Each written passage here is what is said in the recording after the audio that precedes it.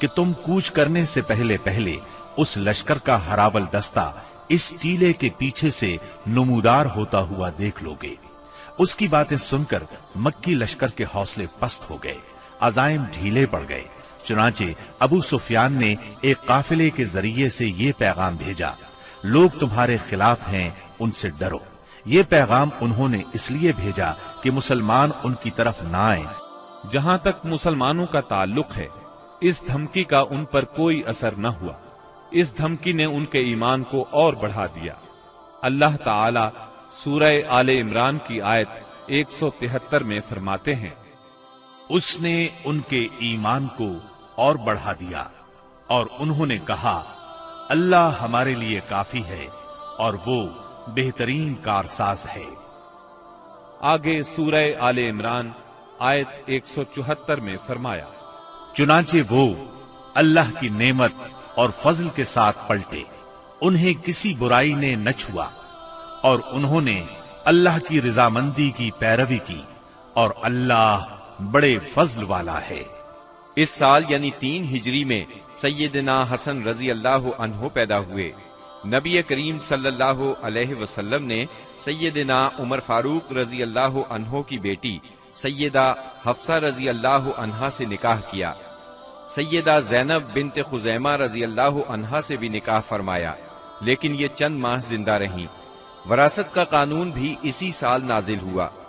मुशरिका से निकाह मुसलमानों के लिए अब तक जायज था, इसी साल हराम करार पाया। ओहद में मुसलमानों को जो वक्ती शिकस्त उठाना पड़ी, उसके असरात अच्छे नहीं निकले। दुश्मन दलेर हो गए और वो खुलकर मद्दे मुकाबिल आ गए और कई वाकयात ऐसे पेश आए जो मुसलमानों के हक में बेहतर नहीं थे। यहाँ हम उन वाकयात का जिक्र करते हैं। अजल और कारा कबाइल के कुछ लोग रसूलुल्लाह सल्लल्लाहु अलैहि वसल्लम के पास आए और दरखास्त की, ए अल्लाह के रसूल, हमारे यहाँ इस्लाम का चर्चा है लेकिन दीन सिखाने वाला कोई नहीं, लिहाजा आप हमें दीन सिखाने और कुरान पढ़ाने के लिए कुछ लोगों को भेज दें।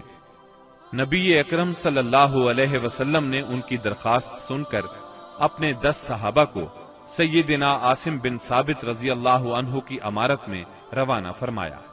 जब ये लोग रजी के मकाम पर पहुंचे तो उन लोगों ने गद्दारी की और कबीला हुजैल की एक शाख बनु लिहयान को उन पर चढ़ा लाए। उनके करीबन 100 तीर अंदाजों ने उन्हें एक टीले पर घेर लिया। फिर उन्हें ये अहदो पैमान दिया कि अगर वो लड़े बगैर नीचे उतर आए तो वो उन्हें कत्ल नहीं करेंगे। उनकी बात सुनकर सैयदना आसिम रजी अल्लाह अन्हु ने उतरने से इनकार कर दिया और अपने साथियों के साथ मिलकर जंग शुरू कर दी। इस तरह इस जंग में 7 सहाबा शहीद हो गए, 3 बाकी रह गए। कुफार ने फिर वही अहद दिया, चुनाचे वो तीनों टीले से उतर आए, मगर कुफार ने बदअहदी की और उन्हें बांध लिया। इस पर उनमें से एक ने कहा, ये तुम्हारी पहली बदअहदी है, मैं तुम लोगों के साथ नहीं जाऊंगा। कुफ्फार ने उन्हें कत्ल कर दिया और बाकी 2 को मक्के ले चले। मक्के ले जाकर उन दोनों को बेच दिया। ये दोनों खुबैब बिन आदी और जैद बिन दसना रजी अल्लाह अन्हुमा थे। सैयदना खुबैब रजी अल्लाह अन्हु ने गज़वा बद्र में हारिस बिन आमिर बिन नौफल को कत्ल किया था, लिहाजा उन्हें कुछ अरसे तक कैद में रखकर तनईम ले जाया गया और कत्ल कर दिया गया।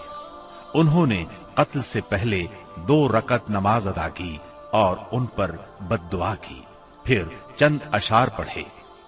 उनमें से 2 ये हैं, मैं मुसलमान मारा जाऊं तो मुझे कुछ परवाह नहीं कि अल्लाह की राह में किस पहलू पर कत्ल होता हूं, और ये तो अल्लाह की जात के लिए है, और अगर वो चाहे तो बोटी बोटी किए हुए आज़ा के जोड़ जोड़ में बरकत अता कर दे।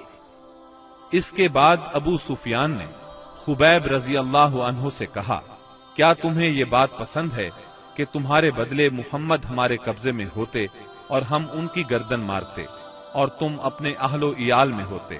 जवाब में उन्होंने फरमाया, अल्लाह की कसम, मुझे तो ये भी गवारा नहीं कि मैं अपने अहलो इयाल में होता और इसके बदले में मुहम्मद सल्लल्लाहु अलैहि वसल्लम को जहां आप हों वहां कोई कांटा चुभ जाता और वो आपको तकलीफ देता। یعنی میں تو اپنی جان بچانے کے بدلے میں انہیں کانٹا چبھنے کے برابر بھی تکلیف دینا گوارا نہیں کرتا۔ اور پھر اچانک حارث بن عامر کے بیٹے نے انہیں باپ کے بدلے میں قتل کر دیا۔ اب رہ گئے زید بن دسنہ، انہوں نے غزوہ بدر میں امیہ بن محرز کو قتل کیا تھا، چنانچہ انہیں اس کے بیٹے صفوان بن امیہ نے خرید کر قتل کیا۔ بعض کتب میں یوں ہے کہ یہ گفتگو ابو سفیان اور سیدنا خبیب رضی اللہ عنہ کے درمیان نہیں ہوئی تھی، بلکہ زید بن دسنہ سے ہوئی تھی۔ سیدنا عاصم بن ثابت رضی اللہ عنہ کی شہادت کے بعد قریش نے ان کا سر کاٹ لانے کے لیے اپنے کچھ لوگوں کو بھیجا۔ جب یہ لوگ لاش کے پاس پہنچے تو اللہ نے ان کی حفاظت کے لیے بھیڑوں کا جھنڈ بھیج دیا۔ ان بھیڑوں نے کفار کو ان کے نزدیک نہیں پھٹکنے دیا۔ دراصل سیدنا عاصم رضی اللہ عنہ نے شہادت سے پہلے یہ دعا کی تھی، اے اللہ یہ کفار میری لاش کو نہ چھونے پائیں۔ سو اللہ نے ان کی دعا قبول فرمائی اور لاش کی حفاظت کے لیے بھیڑوں کو بھیج دیا۔ سیدنا عمر رضی اللہ عنہ کو اس واقعے کی خبر ہوئی تو فرمایا کرتے تھے کہ اللہ مومن بندے کی حفاظت اس کی وفات کے بعد بھی کرتا ہے جیسے اس کی زندگی میں کرتا ہے۔ انہی دنوں اس قسم کا سانحہ بیر معونہ پر پیش آیا۔ یہ واقعہ رجی والے واقعے سے کہیں زیادہ المناک تھا۔ اس کا خلاصہ یہ ہے کہ ابو برا عامر بن مالک مدینہ طیبہ میں آیا اور خدمت نبوی میں حاضر ہوا۔ یہ ملائب الاسنہ کے لقب سے مشہور تھا۔ اس کا مطلب ہے نیزوں سے کھیلنے والا۔ آپ نے اسے اسلام کی دعوت دی۔ اس نے اسلام قبول نہ کیا، لیکن دوری بھی اختیار نہ کی، اور یہ امید ظاہر کی کہ اگر اہل نجد کے پاس تبلیغ کے لیے آدمی بھیج دیے جائیں تو وہ اسلام قبول کر لیں گے۔ اس نے یہ بھی کہا کہ آپ جن لوگوں کو بھیجیں گے وہ میری پناہ میں ہوں گے۔ چنانچہ رسول اللہ صلی اللہ علیہ وسلم نے 70 صحابہ کی جماعت اس کے ساتھ کر دی۔ یہ 70 کے 70 قرآن کے حافظ اور قاری تھے۔ انہوں نے بیر معونہ پر پڑاؤ ڈالا۔ سیدنا حرام بن ملحان رضی اللہ عنہ رسول اللہ صلی اللہ علیہ وسلم کا خط لے کر قبیلے کے سردار اللہ کے دشمن عامر بن طفیل کے پاس گئے۔ اس نے خط پڑھنے کی بجائے اپنے ایک آدمی کو اشارہ کیا کہ انہیں قتل کر دے۔ اس نے کمر کی طرف سے نیزے کا وار کیا، نیزہ آر پار ہو گیا۔ وہ یہ کہتے ہوئے گرے، رب کعبہ کی قسم میں کامیاب ہو گیا۔ پھر اس بدطینت نے فوراً ہی باقی صحابہ پر حملہ کرنے کے لیے بنو عامر کو آواز دی۔ وہ لوگ اس لیے نہ آئے کہ ابو برا عامر بن مالک نے مسلمانوں کو پناہ دی تھی۔ انہوں نے اس کی آواز پر کان نہ دھرے، چنانچہ اس نے بنو سلیم کو آواز دی۔ بنو سلیم اور اس کی چند شاخوں ریل، زکوان اور اسیہ نے آ کر صحابہ کرام رضی اللہ عنہم کا محاصرہ کر لیا اور سب کو شہید کر ڈالا۔ صرف کعب بن زید اور عمر بن امیہ زمری رضی اللہ عنہما بچ رہے۔ کعب بن زید تو زخمی تھے، ان لوگوں نے انہیں مردہ خیال کیا، چنانچہ انہیں بعد میں شہداء کے درمیان سے اٹھا لیا گیا۔ وہ زندہ رہے اور غزوہ خندق میں شہید ہوئے۔ عمر بن امیہ زمری منذر بن عقبہ کے ساتھ اونٹ چرانے کے لیے گئے ہوئے تھے۔ انہوں نے پڑاؤ کی جگہ پر پرندوں کو منڈلاتے دیکھا تو بھانپ گئے کہ کوئی سانحہ ہو گیا ہے۔ فوراً وہاں پہنچے۔ حالات دیکھ کر منذر بن عقبہ نے ان دشمنوں سے لڑ کر شہید ہونے کا فیصلہ کیا۔ چنانچہ وہ ان سے لڑے اور لڑتے لڑتے شہید ہو گئے۔ عمر بن امیہ کو قید کر لیا گیا۔ جب عامر بن طفیل کو بتایا کہ ان کا تعلق قبیلہ مزر سے ہے تو عامر نے ان کی پیشانی کے بال کٹوا کر اپنی ماں کی طرف سے انہیں آزاد کر دیا۔ اس کی ماں نے ایک گردن آزاد کرنے کی منت مانی تھی۔ عمر بن امیہ رضی اللہ عنہ مدینہ منورہ کی طرف روانہ ہوئے۔ راستے میں قرقرہ نامی ایک مقام پر پہنچے تو بنو کلاب کے 2 آدمی ملے۔ عمر بن امیہ رضی اللہ عنہ نے انہیں دشمن کے آدمی خیال کیا اور قتل کر دیا، حالانکہ ان کے پاس رسول اللہ صلی اللہ علیہ وسلم کی طرف سے عہد موجود تھا۔ چنانچہ جب یہ مدینہ منورہ پہنچے اور اس واقعے کی اطلاع دی تو رسول اللہ صلی اللہ علیہ وسلم نے فرمایا تم نے 2 ایسے آدمیوں کو قتل کیا ہے جن کی دیت مجھے دینا ہوگی۔ اللہ کے رسول صلی اللہ علیہ وسلم کو واقعہ رجی اور بئر معونہ سے بہت رنج پہنچا۔ یہ دونوں حادثے ایک ہی مہینے یعنی صفر 4 ہجری میں پیش آئے تھے، اور کہا جاتا ہے کہ دونوں حادثات کی خبر آپ کو ایک ہی رات میں پہنچی تھی۔ آپ نے ان قاتلوں پر 30 دن تک نماز فجر میں بد دعا فرمائی، یہاں تک کہ اللہ نے ان شہداء کی طرف سے یہ پیغام نازل کیا: ہماری قوم کو ہماری طرف سے یہ بات پہنچا دیں کہ ہم اپنے رب سے ملے تو وہ ہم سے راضی ہے اور ہم اس سے راضی ہیں۔ اس کے بعد آپ نے قنوت ترک کر دی۔ عمرو بن امیہ زمری رضی اللہ عنہ نے جب واپس آ کر بنو کلاب کے 2 آدمیوں کے قتل کی اطلاع دی تو رسول اللہ صلی اللہ علیہ وسلم چند صحابہ کے ساتھ بنو نذیر کے پاس تشریف لے گئے تاکہ معاہدے کے مطابق دونوں مقتولین کی دیت میں مدد کریں۔ انہوں نے آپ سے کہا: ابو القاسم، ہم ایسا ہی کریں گے، آپ تشریف رکھیے، ہم آپ کی ضرورت پوری کیے دیتے ہیں۔ ان لوگوں نے آپ کو ایک دیوار کے نیچے بٹھایا۔ آپ دیوار سے ٹیک لگا کر بیٹھ گئے۔ ادھر یہود جمع ہوئے، ان پر شیطان سوار تھا۔ انہوں نے باہم مشورہ کیا اور کہا: ہم میں سے کون ہے جو اس بھاری پتھر کو اوپر لے جا کر آپ کے سر پر گرا دے؟ اس پر ایک بدبخت ترین یہودی عمرو بن جہاش اٹھا۔ اس نے کہا: یہ کام میں کروں گا۔ پھر اس نے پتھر اٹھایا اور اس کو اوپر کی طرف لے چلا۔ ادھر سیدنا جبرائیل علیہ السلام نے آ کر نبی صلی اللہ علیہ وسلم کو ان کے ارادے کی خبر کر دی۔ چنانچہ آپ تیزی سے اٹھے اور مدینہ منورہ چلے آئے۔ بعد میں صحابہ رضی اللہ عنہم بھی آپ سے آ ملے۔ آپ نے انہیں سازش سے آگاہ فرمایا۔ اس واقعے پر نبی کریم صلی اللہ علیہ وسلم نے محمد بن مسلمہ رضی اللہ عنہ کو بنو نذیر کے پاس بھیجا۔ ان کے ذریعے سے آپ نے یہود کو پیغام دیا: تم لوگ مدینے سے نکل جاؤ، اب تم یہاں نہیں رہ سکتے، تمہیں 10 دن کی مہلت ہے۔ اس کے بعد جو یہاں نظر آیا اس کی گردن مار دی جائے گی۔ رسول اللہ صلی اللہ علیہ وسلم کے اس فرمان پر یہودیوں نے وہاں سے چلنے کی تیاری شروع کر دی، لیکن اسی دوران میں رئیس المنافقین عبداللہ بن ابی نے انہیں کہلا بھیجا: ڈٹ جاؤ اور یہاں سے نکلنے سے انکار کر دو۔ میرے ساتھ 2000 جنگجو ہیں، وہ تمہارے ساتھ تمہارے قلعوں میں داخل ہوں گے اور تمہاری حفاظت کی خاطر جان دے دیں گے، اور بنو قریظہ اور بنو غطفان بھی تمہاری مدد کریں گے۔ اس کا پیغام سن کر یہود نے اپنے اندر قوت اور مضبوطی محسوس کی اور رسول اللہ صلی اللہ علیہ وسلم سے کہلا بھیجا کہ ہم یہاں سے نہیں جائیں گے، آپ جو کر سکتے ہیں کر لیں۔ یہ سن کر رسول اللہ صلی اللہ علیہ وسلم نے کہا: اللہ اکبر۔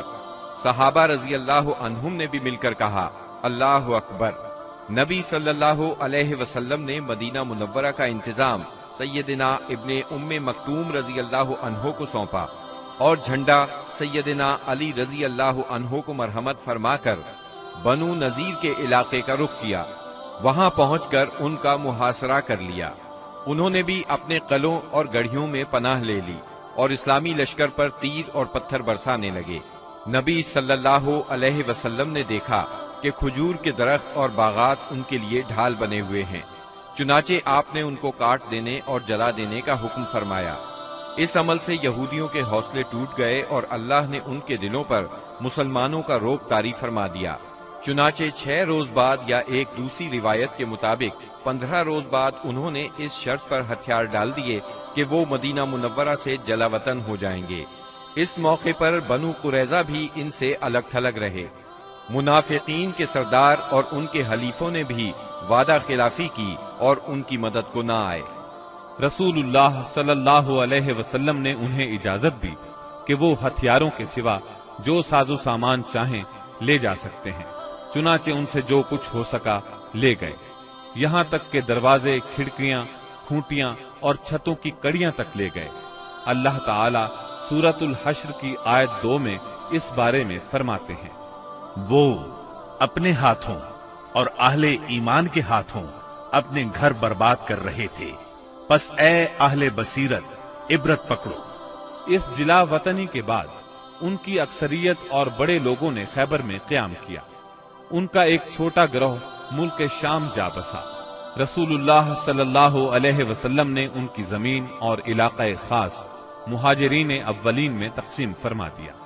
صرف 2 انصاری صحابہ ابو دجانہ اور سہل بن حنیف رضی اللہ عنہما کو ان کی تنگ دستی کے سبب اس میں سے عطا فرمایا۔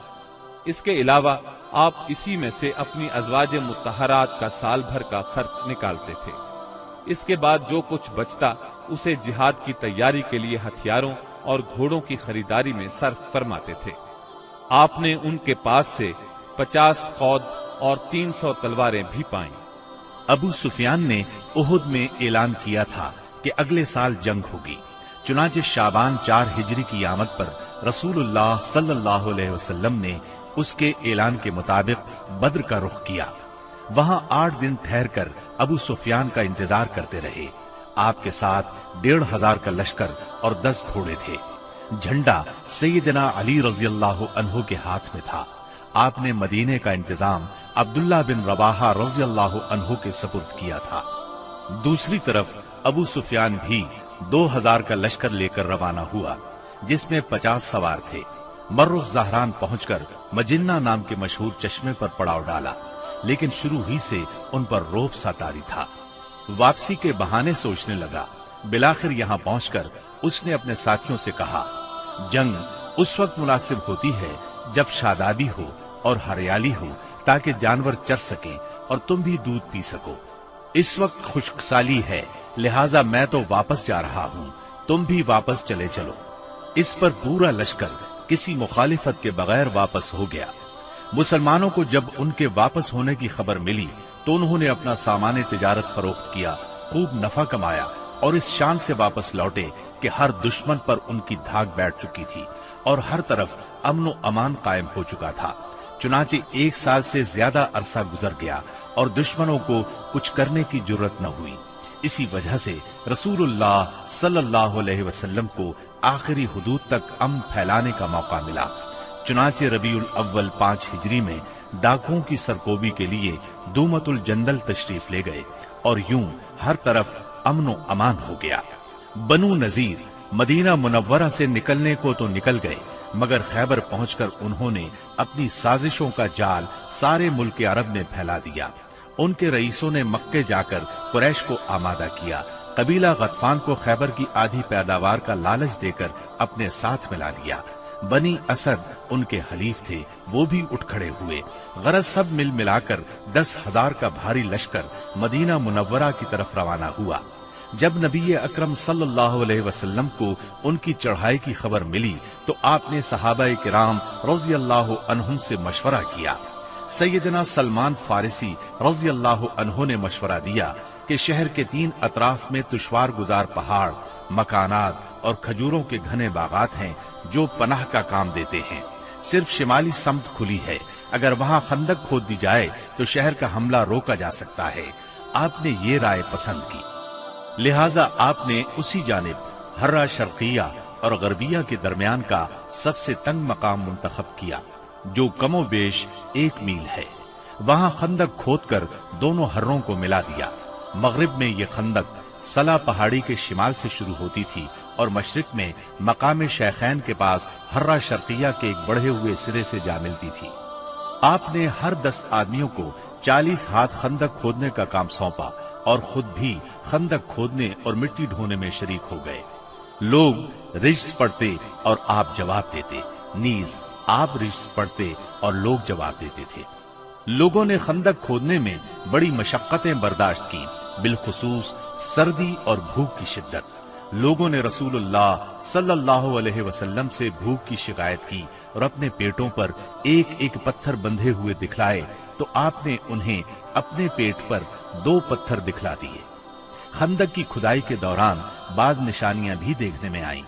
سیدنا جابر نے رسول اللہ صلی اللہ علیہ وسلم کی بھوک کی سختی دیکھی تو صبر نہ کر سکے، اپنی بکری کا ایک بچہ ذبح کیا اور ان کی بیوی نے 1 سا جو پیسے۔ پھر خفیہ طور پر رسول اللہ صلی اللہ علیہ وسلم کو چند صحابہ کرام سمیت دعوت دی۔ مگر رسول اللہ صلی اللہ علیہ وسلم سارے اہل خندق کے ساتھ جن کی تعداد 1000 تھی چل پڑے اور سب نے شکم سیر ہو کر کھایا. پھر بھی ہانڈی بھری ہوئی ابلتی رہی اور آٹے سے روٹی پکتی رہی. اس طرح سیدنا برا کے ساتھیوں کا ایک سخت چٹان سے سامنا ہوا. نبی صلی اللہ علیہ وسلم نے اتر کر بسم اللہ کہا اور کدال سے ایک ضرب لگائی تو ایک ٹکڑا کٹ گیا اور اس سے ایک روشنی نکلی. آپ نے فرمایا اللہ اکبر. مجھے شام کی کنجیاں دی گئیں اور اس وقت میں اس کے سرخ محل دیکھ رہا ہوں. اس کے بعد آپ نے دوسری ضرب لگائی اور فتح فارس کی خوشخبری سنائی. پھر تیسری ضرب لگائی اور فتح یمن کی خوشخبری سنائی اور پوری چٹان کٹ گئی. ادھر قریش اور ان کے پیروکار 4000 کا لشکر لے کر آئے. ان کے ساتھ 300 گھوڑے اور 1000 اونٹ تھے. ان کا سالار ابو سفیان تھا اور جھنڈا عثمان بن طلحہ نے اٹھا رکھا تھا. جب یہ لشکر مدینہ کے قریب پہنچا تو خندق دیکھ کر دنگ رہ گیا. چنانچہ انہیں مدینہ منورہ کے باہر پڑاؤ کرنا پڑا. ادھر 3000 مسلمان پوری طرح ہوشیار تھے اور خندق کی نگرانی کر رہے تھے. دونوں اطراف سے تیر اندازی شروع ہوئی جو کئی دن تک جاری رہی. ایک روز مشرکین کے شاہ سواروں کی ایک جماعت نے ایک تنگ مقام سے خندق عبور کر لی. ان لوگوں میں عمرو بن عبد ود، اکرمہ بن ابی جہل اور زرار بن خطاب وغیرہ شامل تھے. ان کے گھوڑے اندر داخل ہو کر چکر کاٹنے لگے. ایسے میں سیدنا علی رضی اللہ عنہ چند مسلمانوں کے ساتھ نکلے اور جس مقام سے انہوں نے خندق عبور کی تھی اس پر قبضہ کر لیا. اس طرح انہوں نے ان لوگوں کا واپسی کا راستہ بند کر دیا. اس پر عمرو بن عبد ود نے انہیں مقابلے کے لیے للکارا. وہ بہت بہادر اور ظالم تھا. سیدنا علی رضی اللہ عنہ نے کوئی بات کہہ کر اسے بھڑکا دیا. وہ گھوڑے سے اتر آیا. اب دونوں نے ایک دوسرے پر بڑھ چڑھ کر وار کیے. آخر سیدنا علی نے اسے ایک کاری ضرب لگائی. وہ وہیں ڈھیر ہو گیا. باقی مشرک بھاگ نکلنے میں کامیاب ہو گئے. بھاگتے وقت ان کی بدحواسی کا عالم یہ تھا کہ اکرمہ اپنا نیزہ چھوڑ گیا. نوفل بن عبداللہ خندق میں جا گرا جسے مسلمانوں نے قتل کر دیا. اب مشرکین نے تیر اندازی شروع کر دی. تیروں کے ساتھ وہ پتھر بھی برسا رہے تھے. مسلمان عورتیں ایک قلعے میں محفوظ تھیں. وہ قلعہ بنو قریظہ کے پاس تھا. بنو قریظہ نے جب یہ دیکھا کہ مسلمان حملے کی زد میں ہیں، ادھر میدان خالی ہے، تو قلعے پر قبضے کے برے ارادے سے قلعے کی طرف بڑھے. ایک یہودی تو پھاٹک کے پاس پہنچ گیا. عورتوں نے بھی انہیں دیکھ لیا اور ان کے ارادے کو بھانپ لیا. سیدنا زبیر رضی اللہ عنہ کی والدہ اور نبی کریم صلی اللہ علیہ وسلم کی پھوپھی سیدہ صفیہ رضی اللہ عنہا آگے بڑھی اور اس پر حملہ کر دیا. آن کی آن میں وہ ڈھیر ہو گیا. انہوں نے اس کا سر کاٹ کر میدان میں پھینک دیا. اپنے ساتھی کا سر دیکھ کر بنو قریظہ کے لوگ یہ سمجھے کہ قلعے میں مسلمانوں کی فوج موجود ہے، لہٰذا آگے بڑھنے سے رک گئے اور واپس لوٹ گئے. غزوہ خندق شوال 5 ہجری میں پیش آیا تھا. مشرکین نے قریباً 1 ماہ تک مسلمانوں کا محاصرہ جاری رکھا.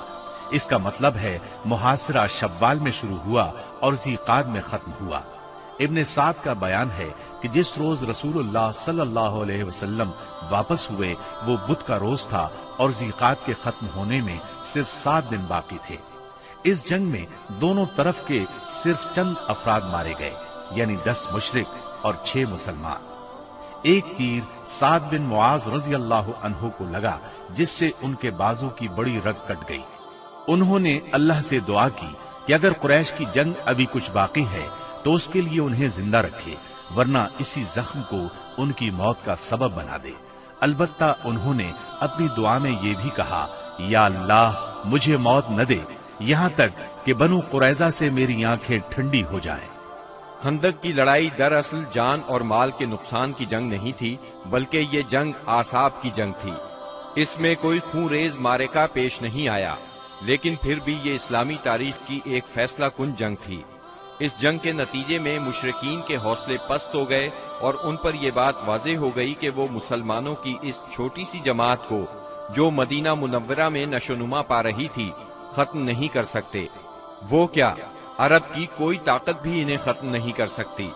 اس خیال کی وجہ یہ تھی کہ غزوہ خندق میں مشرکین بڑی طاقت، ساز و سامان اور بھاری تعداد کے ساتھ آئے تھے۔ اس وقت اس سے بڑی طاقت فراہم کرنا عربوں کے بس کی بات نہیں تھی۔ اس لیے رسول اللہ صلی اللہ علیہ وسلم نے احزاب سے واپسی کے بعد فرمایا، الآن نغزوهم ولا يغزونا نحن نسير إليهم۔ اب ہم ان پر چڑھائی کریں گے، وہ ہم پر چڑھائی نہیں کریں گے۔ اب ہمارا لشکر ان کی طرف جائے گا۔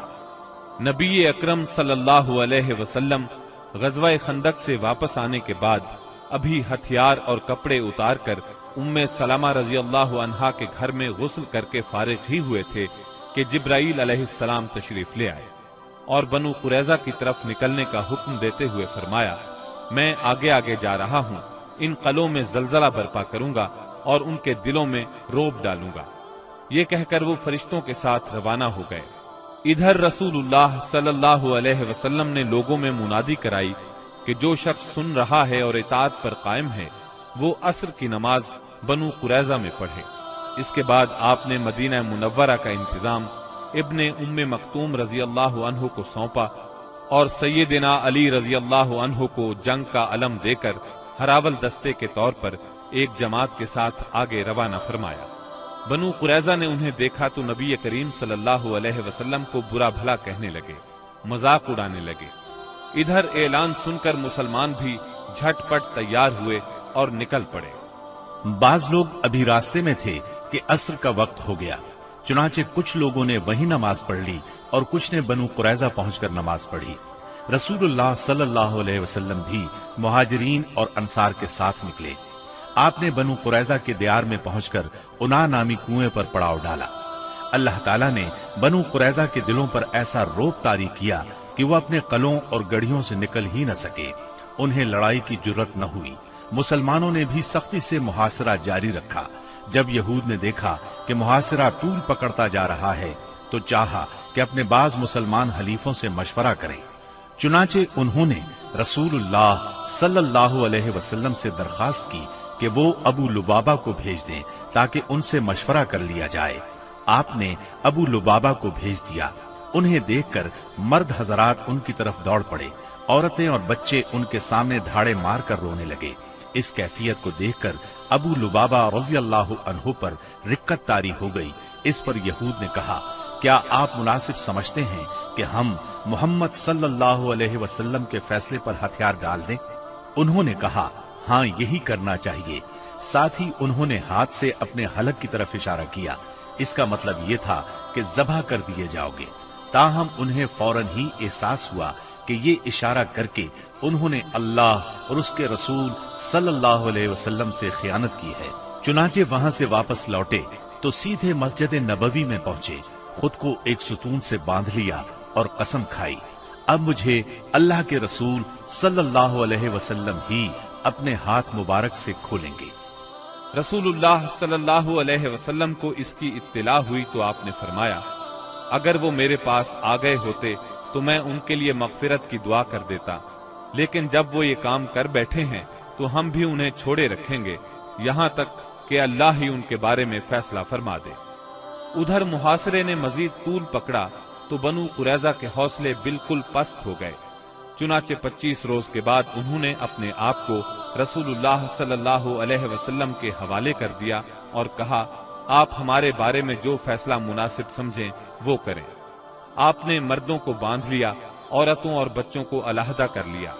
اس پر قبیلہ اوس کے لوگوں نے عرض کیا، یہ ہمارے حلیف ہیں، ان پر رحم فرمائیں، جس طرح خزرج کے حلیفوں بنو قینقاع پر احسان فرمایا تھا۔ آپ نے فرمایا، کیا آپ لوگ اس بات پر راضی ہیں کہ آپ کے بارے میں آپ ہی کا ایک آدمی فیصلہ کر دے؟ انہوں نے کہا، کیوں نہیں، ہمیں یہ بات منظور ہے۔ آپ نے سیدنا سعد بن معاذ رضی اللہ عنہ کو بلوا بھیجا۔ انہیں غزوہ خندق میں زخم لگا تھا، اس کی وجہ سے وہ مدینہ منورہ میں تھے۔ انہیں گدھے پر سوار کر کے لایا گیا۔ جب یہ رسول اللہ صلی اللہ علیہ وسلم کے قریب پہنچے تو آپ نے فرمایا، اپنے سردار کی طرف اٹھو۔ چنانچہ یہ لوگ اٹھ کر ان کے استقبال کے لیے گئے۔ انہیں دونوں طرف سے گھیر لیا اور کہنے لگے، سعد اپنے حلیفوں کے بارے میں حسن سلوک کیجیے گا۔ سیدنا سعد رضی اللہ عنہ خاموش تھے، انہوں نے ان کی بات کا کوئی جواب نہ دیا۔ جب لوگوں نے بہت زور دیا تو بولے، اب وقت آ گیا ہے، سعد کو اللہ تعالی کے بارے میں کسی ملامت کرنے والے کی ملامت کی پرواہ نہیں۔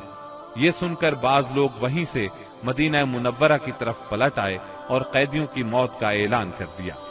جب سیدنا سعد رضی اللہ عنہ اترے اور انہیں بتایا گیا کہ بنو قریظہ ان کی ثالثی پر رضامند ہیں تو انہوں نے فیصلہ سنایا، مردوں کو قتل کر دیا جائے، عورتوں اور بچوں کو قیدی بنا لیا جائے اور اموال تقسیم کر دیے جائیں۔ رسول اللہ صلی اللہ علیہ وسلم نے فرمایا، تم نے ان کے بارے میں وہی فیصلہ کیا ہے جو 7 آسمانوں کے اوپر سے اللہ تعالی کا فیصلہ ہے۔ یہ فیصلہ یہودی شریعت کے مطابق تھا، بلکہ ان کی شریعت کے فیصلے کے مقابلے میں زیادہ رحم اور نرمی پر مبنی تھا۔ سیدنا سعد رضی اللہ عنہ کے اس فیصلے کے بعد بنو قریظہ کو مدینہ منورہ لایا گیا اور بنو نجار کی ایک عورت کے گھر میں قید کر دیا گیا۔ یہ حارث کی بیٹی تھی۔ اس کے بعد مدینہ منورہ کے بازار میں خندقیں کھودی گئیں، پھر انہیں ایک ایک گروہ کر کے لے جایا گیا اور ان خندقوں میں ان کی گردنیں ماری گئیں۔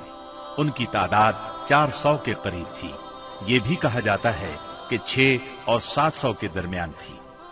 انہی کے ساتھ بنو نذیر کا سردار حیی بن اخطب بھی مارا گیا۔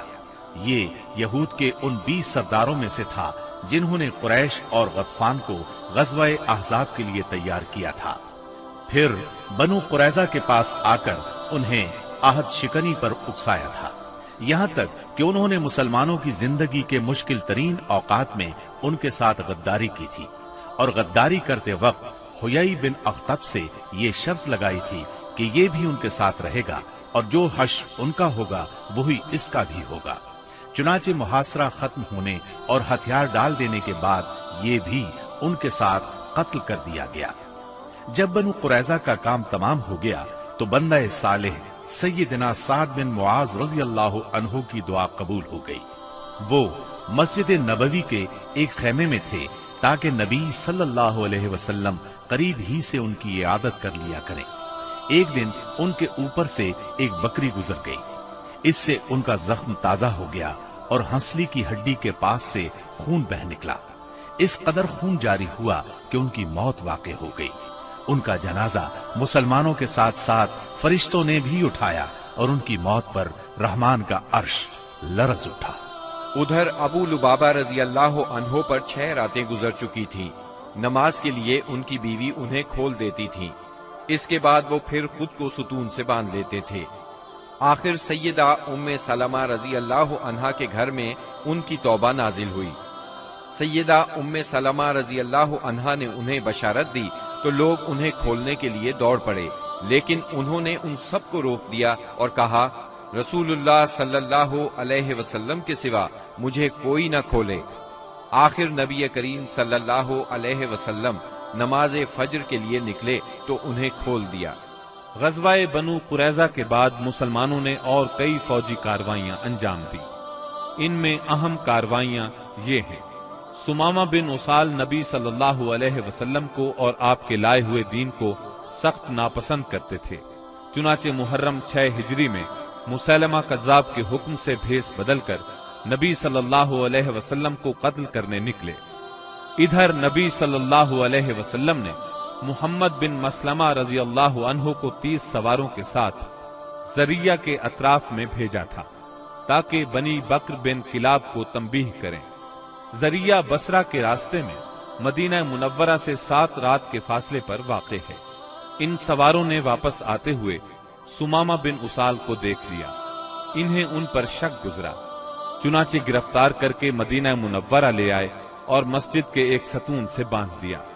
نبی کریم صلی اللہ علیہ وسلم وہاں سے گزرے تو فرمایا، سمامہ تمہارے نزدیک کیا ہے؟ انہوں نے کہا، اے محمد، میرے نزدیک خیر ہے، اگر قتل کرو گے تو ایک خون والے کو قتل کرو گے، اگر احسان کرو گے تو ایک قدردان پر احسان کرو گے، مال چاہتے ہو تو مانگو، جو چاہو گے دیا جائے گا۔ نبی صلی اللہ علیہ وسلم ان کی بات سن کر مسکرا دیے اور انہیں ان کے حال پر چھوڑ کر آگے بڑھ گئے۔ دوسرے دن نبی کریم صلی اللہ علیہ وسلم پھر اس طرف سے گزرے تو آپ نے فرمایا، سمامہ تمہارا کیا حال ہے؟ وہ بولے، میں ٹھیک ہوں۔ اگر قتل کرو گے تو ایک قصاص والے کو قتل کرو گے، اگر احسان کرو گے تو ایک قدردان پر احسان کرو گے، اگر مال چاہتے ہو تو مانگو، جو چاہو گے دیا جائے گا۔ آپ ان کی بات سن کر مسکرائے اور آگے بڑھ گئے۔ تیسرے دن پھر یہی گفتگو ہوئی۔ اس روز آپ نے فرمایا، سمامہ کو چھوڑ دو۔ صحابہ کرام رضی اللہ عنہم نے انہیں چھوڑ دیا۔ اس کے بعد انہوں نے غسل کیا اور مسلمان ہو گئے۔ اسلام لانے کے بعد وہ بولے، اللہ کی قسم، اسلام لانے سے پہلے روئے زمین پر کوئی چہرہ میرے نزدیک آپ کے چہرے سے زیادہ قابل نفرت نہیں تھا، لیکن اب آپ کا چہرہ میرے نزدیک روئے زمین پر سب سے زیادہ محبوب ہو گیا ہے، اور اللہ کی قسم، روئے زمین پر کوئی دین میرے نزدیک آپ کے دین سے زیادہ ناپسندیدہ نہیں تھا، مگر اب آپ کا دین میرے نزدیک تمام ادیان سے زیادہ پسندیدہ ہو گیا ہے۔ واپسی پر سیدنا سمامہ رضی اللہ عنہ عمرے کے لیے مکہ گئے تو قریش نے انہیں اسلام لانے پر ملامت کی۔ اس پر وہ بولے، اللہ کی قسم، تمہارے پاس یمامہ سے گندم کا ایک دانہ بھی نہیں آئے گا جب تک رسول اللہ صلی اللہ علیہ وسلم اس کی اجازت نہ دے دیں۔ چنانچہ واپسی پر انہوں نے اہل مکہ کے لیے گندم فروخت کرنے کی ممانعت کر دی، جس سے وہ مشکل میں پڑ گئے، یہاں تک کہ انہوں نے نبی صلی اللہ علیہ وسلم کو خط لکھا، اس میں اپنی قرابت کا واسطہ دیا اور درخواست کی کہ آپ سمامہ کو لکھ دیں، وہ گندم فروخت کرنے کی اجازت دے دیں۔ آپ نے سمامہ رضی اللہ عنہ کو لکھ دیا۔ بنو لحیان وہی ہیں جنہوں نے رجی کے مقام پر دھوکے سے 8 صحابہ کرام رضی اللہ عنہم کو شہید کیا تھا اور 2 کو اہل مکہ کے ہاتھوں فروخت کر دیا تھا، جہاں وہ بے دردی سے شہید کر دیے گئے تھے۔ یہ لوگ حجاز کے بہت اندر عصفان کی حدود میں آباد تھے، اسی لیے نبی صلی اللہ علیہ وسلم نے ان سے انتقام لینے میں قدر تاخیر سے کام لیا۔ جب کفار کے مختلف گروہوں میں پھوٹ پڑ گئی اور آپ دشمنوں سے کسی قدر مطمئن ہو گئے تو آپ نے مدینہ منورہ کا انتظام ابن ام مکتوم رضی اللہ عنہ کو سونپ کر 200 صحابہ اور 20 گھوڑوں کے ساتھ ربیع الاول 6 ہجری میں بنو لحیان کا رخ کیا اور یلغار کرتے ہوئے بطن غران تک پہنچ گئے۔ یہ امج اور عصفان کے درمیان بطن غران نامی ایک وادی ہے اور اسی جگہ آپ کے صحابہ کرام رضی اللہ عنہم کو شہید کیا گیا تھا۔ آپ نے ان کے لیے دعائے رحمت کی، 2 روز تک یہیں قیام فرمایا۔ ادھر بنو لحیان کو آپ کی آمد کی خبر مل گئی، وہ پہاڑوں کی طرف بھاگ گئے، ان کا کوئی آدمی ہاتھ نہ آ سکا۔ پھر آپ نے عصفان کا قصد کیا اور وہاں سے 10 سواروں کا دستہ آگے بھیجا تاکہ قریش ان کی آمد کا حال سن کر مرعوب ہو جائے۔ اس دستے نے قراء الغمیم تک کا چکر لگایا۔ اس کے بعد آپ کل 14 دن مدینہ منورہ سے باہر گزار کر واپس مدینے لوٹ آئے۔ جمادی الاولیٰ 6 ہجری میں رسول اللہ صلی اللہ علیہ وسلم نے سیدنا زید بن حارثہ رضی اللہ عنہ کو 170 سواروں کے ساتھ عیس کی جانب روانہ فرمایا۔ انہیں روانہ کرنے کا مقصد یہ تھا کہ وہ شام سے آنے والے ایک قریشی قافلے کو پکڑیں۔ اس قافلے کے سربراہ رسول اللہ صلی اللہ علیہ وسلم کی صاحبزادی سیدہ زینب رضی اللہ عنہا کے شوہر ابو العاص بن ربی تھے۔ اس مہم میں قریش کے ایک قافلے کا مال ہاتھ آیا، لیکن ابو العاص بھاگ نکلنے میں کامیاب ہو گئے اور سیدھے مدینہ منورہ جا پہنچے۔ انہوں نے سیدہ زینب رضی اللہ عنہا کی پناہ لے لی اور ان سے کہا، رسول اللہ صلی اللہ علیہ وسلم سے کہیں آپ قافلے کا سامان واپس کر دیں۔ سیدہ زینب رضی اللہ عنہا نے سفارش کی تو نبی کریم صلی اللہ علیہ وسلم نے چھوٹی بڑی ہر چیز واپس کر دی۔ ابو العاص سارا مال لے کر مکے پہنچے، امانتیں ان کے مالکوں کے حوالے کی، پھر مسلمان ہو کر مدینہ منورہ آ گئے۔ نبی کریم صلی اللہ علیہ وسلم نے پہلے ہی نکاح کے تحت سیدہ زینب رضی اللہ عنہا کو انہیں واپس کر دیا۔ یہ واپسی 3 سال سے کچھ زیادہ عرصہ بعد ہوئی تھی۔ رسول اللہ صلی اللہ علیہ وسلم نے اس دوران میں مزید کئی سرایا بھیجے۔ جن کا دشمن کی سرکشی توڑنے، ان کے شر کی آگ بجھانے اور دور دراز علاقوں میں امن پھیلانے میں بڑا اثر تھا۔ پھر آپ کے پاس کچھ اس طرح کی خبریں آئیں کہ آپ غزوہ بنو المستلق کے لیے تشریف لے گئے۔ یہ غزوہ 5 ہجری یا 6 ہجری میں ہوا۔ بنو المستلق قبیلہ خزاعہ کی ایک شاخ تھی۔ قبیلہ خزاعہ کے لوگ عام طور پر رسول اللہ صلی اللہ علیہ وسلم کے خیر خواہ تھے، مگر یہ شاخ قریش کی طرفدار تھی۔ رسول اللہ صلی اللہ علیہ وسلم کو معلوم ہوا کہ یہ لوگ آپ سے لڑنے کے لیے جنگ کی تیاری کر رہے ہیں۔ آپ نے اس خبر کی تحقیق کے لیے بریدہ بن حسیب رضی اللہ عنہ کو بھیجا۔ ان سے معلوم ہوا کہ خبر درست ہے، لہذا آپ نے مدینہ منورہ کا انتظام سیدنا زید بن حارثہ رضی اللہ عنہ کو سونپا، اور یہ بھی کہا جاتا ہے کسی اور کو سونپا، اور بنو المستلق کی طرف یلغار کرتے ہوئے نکلے تاکہ بالکل اچانک ان پر ٹوٹ پڑے۔ آپ کے ساتھ 700 صحابہ کرام تھے، اور بنو المستلق اس وقت خدید کے اطراف میں ساحل کے قریب مریسی نامی ایک چشمے پر پڑاؤ ڈالے ہوئے تھے۔ آپ نے اس حال میں ان پر چھاپا مارا کہ وہ غافل تھے، بعض کو قتل کیا، عورتوں اور بچوں کو گرفتار کیا اور مال مویشی پر قبضہ کر لیا۔ اس وقت شعبان 5 ہجری کے آخری دن تھے، اور یہ بھی کہا جاتا ہے کہ 6 ہجری کے ابتدائی دن تھے۔ قیدیوں میں بنو المستلق کے رئیس حارث بن ابی زرار کی صاحبزادی جویریہ بھی تھی۔ مدینہ منورہ آ کر ان کے اسلام لانے پر نبی صلی اللہ علیہ وسلم نے انہیں آزاد کر کے ان سے شادی کر لی۔ اس پر صحابہ کرام نے بنو المستلق کے 100 گھرانے آزاد کر دیے۔ یہ پہلے ہی مسلمان ہو چکے تھے۔ صحابہ کرام نے انہیں آزاد کرتے ہوئے کہا، یہ رسول اللہ صلی اللہ علیہ وسلم کے سسرال کے لوگ ہیں۔ اس طرح ام المومنین سیدہ جویریہ رضی اللہ عنہا اپنی قوم کے لیے نہایت عظیم اور برکت والی خاتون ثابت ہوئی۔ اس غزوے سے واپسی پر جب مسلمانوں کے پاس پینے کے لیے اور وضو کے لیے پانی نہ بچا تو تیمم کا حکم نازل ہوا۔ اسی سال پردے کا حکم نازل ہوا۔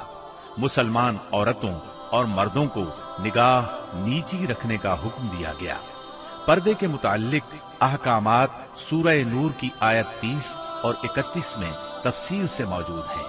پردے کے اس حکم سے پاکیزہ خواتین بلکہ سبھی خواتین کی عزت و عصمت کو ہمیشہ کے لیے پناہ گاہ مل گئی، اور انسانی معاشرے میں عورتوں کی عزت اور وقار کو انتہائی قابل قدر تحفظ مل گیا۔ اس طرح عورتوں کے لیے احترام میں اس قدر اضافہ ہوا کہ جو کائنات کے کسی اور نظام نے عورتوں کو عطا نہیں کیا تھا۔ خواتین کو اگر اپنا مقام، مرتبہ، حیثیت اور اہمیت معلوم کرنا ہو تو انہیں تعلیم اسلام کے راستے میں یہ سب کچھ میسر ہوگا۔ چند سال پہلے تک اسلام کے راستے میں مصائب اور مشکلات کے پہاڑ حائل تھے، لیکن اب رسول اللہ صلی اللہ علیہ وسلم کے اعجاز، اخلاق اور تدبر سے اور مسلمانوں کے اخلاص، ایثار اور کوششوں سے وہ ایک ایک کر کے دور ہو گئے۔ اب اسلام کی ترقی کی راہ میں بس 2 ہی رکاوٹیں رہ گئی تھیں، ایک مکہ کے مشرک، دوسرے خیبر کے یہودی۔ مکے کے مشرکوں سے آپ یہ چاہتے تھے کہ وہ اسلام کی تحریک کو امن و امان سے آگے بڑھنے دیں، اور جو لوگ خوشی سے اسلام کے حلقے میں آنا چاہیں انہیں یہ موقع دیا جائے۔ مکہ معظمہ میں غریب اور کمزور مسلمان عورتوں، بچوں اور بے بس مسلمان مردوں کو جو نظر بند کر رکھا ہے انہیں مدینہ منورہ آنے دیا جائے۔ مسلمانوں کو مکہ آنے جانے اور خانہ کعبہ کے طواف اور حج کی آزادی مل جائے۔ دوسری طرف رسول اللہ صلی اللہ علیہ وسلم خیبر کے یہود سے صرف یہ چاہتے تھے کہ وہ اسلام کی طاقت کو تسلیم کر لیں۔ یہ دونوں رکاوٹیں اس سال کے دوران صلح حدیبیہ اور یہود کے مکمل خاتمے سے دور ہو گئیں۔ مہاجرین کو مکہ معظمہ چھوڑے قریباً 6 سال بیت چکے تھے۔ کچھ لوگ کعبے کی زیارت کو بہت ترس رہے تھے اور کچھ اپنے رشتہ داروں سے ملنے کے لیے بے چین تھے۔ دونوں جذبے فطری تھے۔ ہجرت کے مقدس فریضے نے اس فطری جذبے کو دبا دیا تھا۔ ہجرت کے 6 سال مدینہ منورہ میں رسول اللہ صلی اللہ علیہ وسلم کو خواب دکھلایا گیا کہ آپ اور آپ کے صحابہ امن کے ساتھ مسجد حرام میں داخل ہوئے۔ آپ نے خانہ کعبہ کی کنجی لی اور صحابہ کرام سمیت بیت اللہ کا طواف اور عمرہ کیا۔ پھر کچھ لوگوں نے سروں کو منڈوایا اور کچھ نے قصر کروایا۔ آپ نے صحابہ کرام رضی اللہ عنہم کو اس خواب کی اطلاع دی اور یہ بتلایا کہ آپ عمرہ ادا فرمائیں گے، لہذا صحابہ کرام بھی سفر کے لیے تیار ہو گئے۔ آپ نے مدینہ کے گرد و پیش کی آبادیوں میں بھی روانگی کا اعلان فرما دیا، لیکن انہوں نے چلنے میں دیر کر دی۔ رسول اللہ صلی اللہ علیہ وسلم پیر کے روز یکم ذی قعدہ 6 ہجری کو 1400 مہاجرین و انصار کے ساتھ مدینہ منورہ سے روانہ ہوئے اور اپنے ساتھ قربانی کے جانور بھی لیے تاکہ لوگ جان لیں کہ آپ جنگ کے لیے نہیں عمرے کے لیے جا رہے ہیں۔ ذوالحلیفہ پہنچ کر جانوروں کو قلادے پہنائے گئے، ان کی کوہانے چیر کر نشان بنایا اور عمرے کا احرام باندھا۔ نبی صلی اللہ علیہ وسلم نے سفر جاری رکھا۔ عسفان پہنچے تو آپ کو اطلاع دی گئی کہ قریش مسلمانوں کو بیت اللہ سے روکنے اور جنگ کرنے کا تہیہ کیے بیٹھے ہیں۔ انہوں نے ذی طوا میں پڑاؤ ڈال رکھا ہے اور خالد بن ولید کو 200 سواروں کے ساتھ عسفان کے قریب قراء الغمیم بھیج دیا ہے تاکہ وہ مکہ آنے والا راستہ بند رکھیں۔ نیز اپنی مدد کے لیے حلیف قبائل کو بھی جمع کر لیا ہے۔ اس پر رسول اللہ صلی اللہ علیہ وسلم نے صحابہ کرام سے مشورہ کیا کہ کیا کریں۔ یہ حلیف قبائل جو جمع ہوئے ہیں ان کے گھروں پر ہلہ بول دیں یا سیدھے بیت اللہ کا قصد کریں اور جو روکے اس سے لڑے۔ سیدنا ابو بکر صدیق رضی اللہ عنہ نے کہا، ہم عمرہ کرنے آئے ہیں، لڑنے نہیں، لہذا جو ہمارے اور بیت اللہ کے درمیان رکاوٹ بنے گا ہم اس سے لڑیں گے۔ رسول اللہ صلی اللہ علیہ وسلم نے اس رائے کو پسند فرمایا۔ ادھر خالد بن ولید نے ظہر کی نماز میں مسلمانوں کو رکوع اور سجدہ کرتے دیکھا تو کہا، یہ لوگ غافل تھے، ہم نے حملہ کیا ہوتا تو انہیں مار لیا ہوتا۔ پھر انہوں نے طے کیا کہ عصر کی نماز کے دوران حملہ کریں گے، لیکن اللہ نے ظہر اور عصر کے درمیان صلاۃ خوف یعنی حالت جنگ میں نماز کا حکم نازل فرمایا۔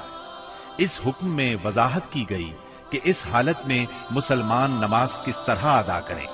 اس طرح خالد بن ولید کے ہاتھ سے یہ موقع بھی جاتا رہا۔ پھر رسول اللہ صلی اللہ علیہ وسلم نے اس راستے کو چھوڑ کر ایک دوسرا راستہ اختیار کیا اور مکے سے نیچے داہنے ہاتھ چل کر سنیۃ المرار پہنچ گئے، جہاں سے حدیبیہ میں اترتے ہیں۔ وہاں پہنچے تو آپ کی اونٹنی بیٹھ گئی۔ لوگوں نے اسے اٹھانے کی کوشش کی تو بھی نہ اٹھی۔ اب لوگوں نے کہا، قصوا اڑ گئی ہے۔ اس پر آپ نے فرمایا، قصوا اڑی نہیں اور نہ یہ اس کی عادت ہے، بلکہ اسے اس ہستی نے روک رکھا ہے جس نے ہاتھی کو روک دیا تھا۔ پھر آپ نے فرمایا، اللہ کی قسم، یہ لوگ مجھ سے کسی بھی ایسے معاملے کا مطالبہ نہیں کریں گے جس میں اللہ کی حرمتوں کی تعظیم کر رہے ہوں، مگر میں اسے ضرور تسلیم کر لوں گا۔ اس کے بعد آپ نے اونٹنی کو ڈانٹا تو وہ اچھل کر کھڑی ہو گئی۔ پھر آپ نے آگے بڑھ کر حدیبیہ میں پڑاؤ ڈالا۔ اس کے بعد بدیل بن ورقہ خزائی خزاعہ کی ایک جماعت کے ساتھ آیا۔ یہ لوگ رسول اللہ صلی اللہ علیہ وسلم کے خیر خواہ تھے۔ اس نے بتایا کہ قریش آپ سے جنگ کرنے اور آپ کو بیت اللہ سے روکنے کا تہیہ کیے بیٹھے ہیں۔ آپ نے اس سے فرمایا، ہم صرف عمرہ کرنے آئے ہیں، لڑائی کے لیے نہیں آئے، اور ہم صلح کے لیے تیار ہیں، لیکن اگر قریش نے لڑائی ہی پر اصرار کیا تو ہم اس وقت تک لڑتے رہیں گے جب تک کہ میرا سر تن سے جدا نہیں ہو جاتا یا اللہ کا حکم نافذ نہیں ہو جاتا۔ بدیل نے واپس پلٹ کر یہ بات قریش کو بتائی۔ انہوں نے مکرز بن حفص کو بھیجا۔ آپ نے اس سے بھی وہی بات کہی جو بدیل سے کہی تھی۔ اس کے بعد قریش نے حلیف قبائل کے سردار حلیس بن علقمہ کو بھیجا۔ جب وہ نمودار ہوئے تو رسول اللہ صلی اللہ علیہ وسلم نے فرمایا، یہ شخص ایسی قوم سے تعلق رکھتا ہے جو قربانی کے جانوروں کا بہت احترام کرتی ہے، لہٰذا جانوروں کو کھڑا کر دو۔ صحابہ کرام نے جانوروں کو کھڑا کر دیا اور خود بھی لبیک پکارتے ہوئے اس کا استقبال کیا۔ اس نے یہ حالت دیکھی تو کہا، سبحان اللہ، ان لوگوں کو بیت اللہ سے روکنا ہرگز مناسب نہیں۔ بھلا یہ کیا کہ لخم، جزام اور ہمیر کے لوگ تو حج کریں اور عبد المطلب کا بیٹا بیت اللہ سے روک دیا جائے؟ بیت اللہ کے رب کی قسم، قریش برباد ہوئے، یہ لوگ عمرہ کرنے آئے ہیں۔ قریش نے یہ بات سنی تو کہا، بیٹھ جاؤ، تم اعرابی ہو، تمہیں چال بازیوں کا علم نہیں۔ اس کے بعد قریش نے عروہ بن مسعود ثقفی کو بھیجا، اس نے آ کر بات کی۔ رسول اللہ صلی اللہ علیہ وسلم نے اس سے بھی وہی کہا جو بدیل سے کہا تھا۔ اس نے دربار نبوت کی کیفیت دیکھی تو دنگ رہ گیا۔ اس نے مکہ واپس جا کر کہا، میں نے قیصر و کسریٰ کے دربار دیکھے ہیں، مگر جیسے جانثار محمد بن عبداللہ کو ملے ہیں ان کی کوئی مثال نہیں۔ ان کے نبی جب وضو کرتے ہیں تو یہ لوگ وضو کا پانی زمین پر نہیں گرنے دیتے۔ اب رسول اللہ صلی اللہ علیہ وسلم نے طے کیا کہ قریش کے پاس ایک سفیر بھیجیں جو انہیں یقین دلائے کہ آپ عمرہ ہی کے لیے آئے ہیں۔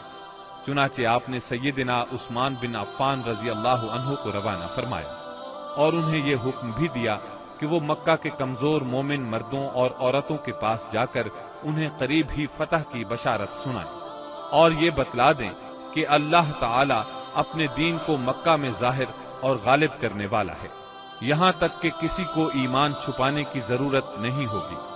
سیدنا عثمان رضی اللہ عنہ ابان بن سعید اموی کی پناہ میں مکہ معظمہ کے اندر داخل ہوئے اور پیغام پہنچایا۔ قریش نے سیدنا عثمان کو پیشکش کی کہ بیت اللہ کا طواف کر لیں۔ اس پر سیدنا عثمان رضی اللہ عنہ نے فرمایا، یہ کیسے ممکن ہے کہ رسول اللہ صلی اللہ علیہ وسلم کو تو بیت اللہ سے روک دیا جائے اور عثمان طواف کرے۔ پھر انہوں نے سیدنا عثمان رضی اللہ عنہ کو روک لیا۔ غالباً وہ چاہتے تھے کہ آپس میں مشورہ کر لیں، پھر جواب سمیت انہیں رخصت کریں، لیکن ان کے واپس پہنچنے میں دیر ہوئی تو مسلمانوں میں یہ افواہ پھیل گئی کہ انہیں قتل کر دیا گیا ہے۔ چونکہ قاصد کے قتل کا مطلب اعلان جنگ ہے، اس لیے رسول اللہ صلی اللہ علیہ وسلم نے فرمایا، ہم اس جگہ سے ٹل نہیں سکتے یہاں تک کہ ان لوگوں سے مارکہ آرائی نہ کر لیں۔ پھر آپ نے ایک درخت کے نیچے 1400 صحابہ کرام سے بیعت لی۔ صحابہ نے بڑی گرمجوشی کے ساتھ موت پر اور میدان سے نہ بھاگنے پر بیعت کی۔ اس موقع پر رسول اللہ صلی اللہ علیہ وسلم نے اپنا ایک ہاتھ دوسرے ہاتھ سے پکڑ کر فرمایا، یہ عثمان کا ہاتھ ہے۔ لیکن جب بیعت مکمل ہو چکی تو سیدنا عثمان رضی اللہ عنہ بھی آ گئے۔ اللہ نے اس بیعت کی فضیلت میں سورۃ الفتح کی آیت 18 نازل فرمائی۔ یقیناً اللہ مومنین سے راضی ہوا جب وہ آپ سے درخت کے نیچے بیعت کر رہے تھے، اور یہیں سے اس کا نام بیعت رضوان مشہور ہوا۔ قریش نے اس بیعت کا حال سنا تو ان پر بڑا زبردست رعب طاری ہوا اور انہوں نے صلح کرنے کے لیے سہیل بن عمرو کو بھیجا۔ سہیل بن عمرو نے لمبی گفتگو کی۔ آخر کار یہ شرائط طے ہوئی۔ نمبر 1، رسول اللہ صلی اللہ علیہ وسلم اس سال مکے میں داخل ہوئے بغیر لوٹ جائیں گے، اگلے سال مکے آئیں گے اور 3 روز قیام کریں گے۔ ان کے ساتھ کوئی ہتھیار نہیں ہوگا، صرف تلواریں ہوں گی، وہ بھی میان کے اندر۔ نمبر 2، فریقین میں 10 سال کے لیے جنگ بند رہے گی۔ نمبر 3، جو شخص محمد صلی اللہ علیہ وسلم کے عہد میں داخل ہونا چاہے داخل ہو سکتا ہے، اور جو قریش کے عہد میں داخل ہونا چاہے داخل ہو سکتا ہے۔ نمبر 4، قریش کا جو آدمی مسلمانوں کی پناہ میں جائے گا مسلمان اسے قریش کے حوالے کر دیں گے، لیکن مسلمانوں کا جو آدمی قریش کی پناہ میں آئے گا قریش اسے واپس نہیں کریں گے۔ نمبر 5، اس کے بعد آپ نے سیدنا علی رضی اللہ عنہ کو بلایا اور املا کرائی کہ لکھو بسم اللہ الرحمن الرحیم۔ اس پر سہیل بن عمرو نے کہا، ہم نہیں جانتے کہ رحمان کیا ہے، آپ بسمک اللہم لکھیں۔ رسول اللہ صلی اللہ علیہ وسلم نے انہیں یہی لکھنے کا حکم فرمایا۔ پھر آپ نے املا لکھوائی، یہ وہ بات ہے جس پر محمد رسول اللہ نے مصالحت کی ہے۔ اس پر سہیل نے کہا، اگر ہم جانتے کہ آپ اللہ کے رسول ہیں تو آپ کو پھر ہم نہ تو بیت اللہ سے روکتے اور نہ آپ سے جنگ کرتے، لہٰذا آپ محمد بن عبداللہ لکھوائیں۔ آپ نے فرمایا، میں اللہ کا رسول ہوں اگرچہ تم جھٹلاؤ۔ پھر آپ نے سیدنا علی رضی اللہ عنہ کو حکم فرمایا لفظ رسول اللہ کو مٹا کر محمد بن عبداللہ لکھیں۔ سیدنا علی رضی اللہ عنہ نے مٹانا گوارا نہ کیا، اس لیے نبی کریم صلی اللہ علیہ وسلم نے خود اپنے دست مبارک سے مٹایا۔ پھر پوری دستاویز کے 2 نسخے لکھے گئے، ایک نسخہ قریش کے لیے، دوسرا مسلمانوں کے لیے۔ صلح نامہ حدیبیہ کی شرائط ظاہر میں بہت سخت تھی، اسی لیے بعض پرجوش مسلمانوں کو ان کے ماننے میں تأمل ہو رہا تھا، لیکن جب خود رسول اللہ صلی اللہ علیہ وسلم ان کو مان چکے تو پھر انکار کی جرت کون کرتا؟ اور پھر چند ہی دنوں بعد معلوم ہو گیا کہ یہ شرائط اسلام کے حق میں بے حد فائدہ مند تھی۔ ابھی صلح نامہ لکھا جا رہا تھا کہ قریش کے نمائندے سہیل بن عمرو کے صاحبزادے ابو جندل بیڑیاں گھسیٹتے آ پہنچے۔ سہیل نے ان کی واپسی کا مطالبہ کر دیا۔ نبی کریم صلی اللہ علیہ وسلم نے فرمایا ابھی تو تحریر مکمل بھی نہیں ہوئی۔ اس پر سہیل نے کہا تب میں آپ سے صلح ہی نہیں کرتا۔ آپ نے فرمایا اچھا تم اسے میری خاطر چھوڑ دو۔ اس نے کہا یہ بھی نہیں ہو سکتا۔ پھر سہیل نے ابو جندل کو مارا۔ ابو جندل نے چیخ کر کہا مسلمانوں، کیا میں مشرکین کی طرف واپس کیا جاؤں گا کہ وہ مجھے میرے دین سے فتنے میں ڈالیں؟ اس پر اللہ کے رسول صلی اللہ علیہ وسلم نے فرمایا صبر کرو اور ثواب کا باعث سمجھو، اللہ تمہارے لیے اور تمہارے علاوہ جو دوسرے کمزور مسلمان ہیں ان سب کے لیے کشادگی اور پناہ کی جگہ بنائے گا۔ ہم نے مشرکین سے صلح کر لی ہے اور ہم نے ان کو اور انہوں نے ہم کو اس پر اللہ کا عہد دے رکھا ہے، اس لیے ہم بدعہدی نہیں کر سکتے۔ اس صلح کا اثر اسلامی دعوت کی رفتار پر بہت اچھا ہوا۔ عام عرب سے ملنے اور انہیں اللہ کی دعوت دینے کا موقع مسلمانوں کے ہاتھ لگا، چنانچہ لوگ بکثرت اسلام میں داخل ہوئے اور صرف 2 سال میں مسلمانوں کی تعداد اتنی ہو گئی کہ 19 برسوں میں نہیں ہوئی تھی۔ اکابرین قریش جو کہ قریش کا نچوڑ تھے، یعنی عمرو بن عاص، خالد بن ولید اور عثمان بن طلحہ جیسے حضرات اپنی رغبت اور مرضی سے مسلمان ہونے کے لیے خدمت نبوی میں حاضر ہوئے، اسلام پر بیعت کی اور اس کے راستے میں جان، مال، صلاحیت، طاقت اور اپنا سب کچھ قربان کرنے کا معاہدہ کیا۔ تب آپ نے فرمایا مکہ نے اپنے جگر گوشوں کو ہمارے حوالے کر دیا۔ محرم 7 ہجری میں رسول اللہ صلی اللہ علیہ وسلم نے خیبر کا قصد فرمایا۔ اس موقع پر ان لوگوں نے بھی اجازت مانگی جو حدیبیہ کے موقع پر پیچھے رہ گئے تھے۔ آپ نے اعلان فرمایا میرے ساتھ وہی روانہ ہو جسے جہاد کی خواہش ہو، رہا مال غنیمت تو اس میں سے کچھ نہیں ملے گا۔ اس کے نتیجے میں آپ کے ساتھ بیت رضوان والے 1400 اصحاب ہی روانہ ہوئے۔ آپ نے مدینے کا انتظام سبا عرفتہ بن غفاری رضی اللہ عنہ کو سونپا، پھر خیبر جانے والے جانے پہچانے راستے پر چل پڑے۔ قریباً نصف راستہ طے کرنے کے بعد آپ نے ایک دوسرا راستہ اختیار فرمایا جو ملک شام کی جانب سے خیبر پہنچاتا تھا۔ اس سے آپ کا مقصد یہ تھا کہ یہودیوں کے لیے ملک شام کی طرف بھاگنے کا راستہ بند کر دیں۔ آپ نے سفر کی آخری رات خیبر کے پاس گزاری، مگر یہودی بے خبر رہے۔ پھر فجر کی نماز اندھیرے میں پڑھی اور سوار ہو کر خیبر کا رخ کیا۔ ادھر یہود بے خبری میں اپنے پھاوڑے اور ٹوکریاں وغیرہ لے کر اپنی زمینوں کی طرف نکلے۔ انہوں نے اچانک لشکر کو سامنے دیکھا تو چیختے ہوئے بھاگے۔ اللہ کی قسم محمد لشکر سمیت آ گئے۔ نبی صلی اللہ علیہ وسلم نے فرمایا اللہ اکبر، خیبر تباہ ہوا۔ جب ہم کسی قوم کے میدان میں اتر پڑتے ہیں تو ڈرائے ہوئے لوگوں کی صبح بری ہو جاتی ہے۔